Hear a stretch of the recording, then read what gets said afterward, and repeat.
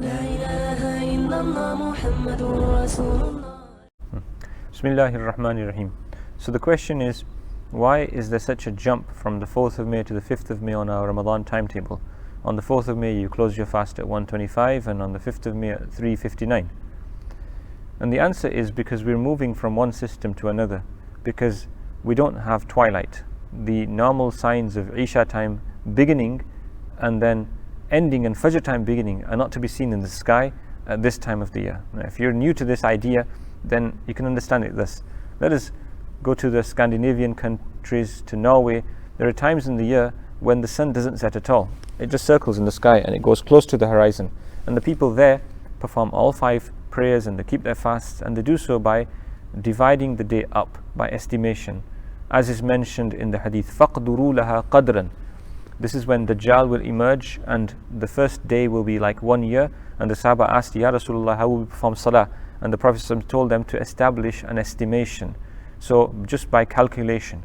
So what happens is in these regions, in Scotland, after Maghrib, if you keep looking at the horizon, the light remains there. It doesn't disappear. So you cannot discern the beginning of Isha time and the ending of Isha time and the beginning of Fajr time. So this needs to happen based on calculation. So how do we calculate? There are 2 ways that we use here.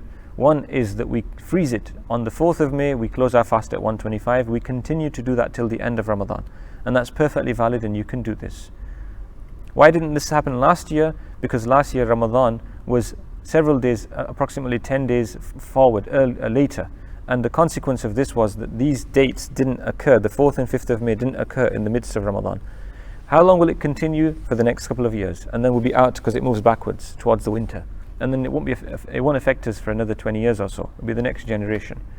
And the other method of calculation is that we look at the nearest geographical land position where the sun sets normally and the light does disappear and you have true twilight. And this happens to be in France for us, and that's why it's the 3:59 for these days, because we have to use a calculation. We're using an alternative system.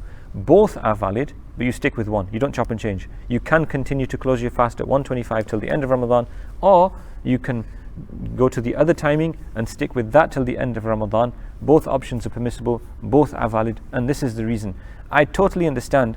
For those who have not come across this phenomenon before, have never had the opportunity to discuss it or think about it, it may seem very strange, and it might challenge their sort of thought process, and they might think, how is this happening? Such a big jump, and why is this happening? And we've never heard of it before. Well, it's quite possible. You might not have been in the United Kingdom 10 years ago. You might not recall when it happened at the other end of the spectrum. It might be new to you, but it's not new to people who are aware of this subject and to the localities who live here. This cycle we've gone through this cycle once before, 30 odd years ago, and this is happening again now. And then, as I say, it will be another couple of decades before we move to a situation where we're approaching that time again.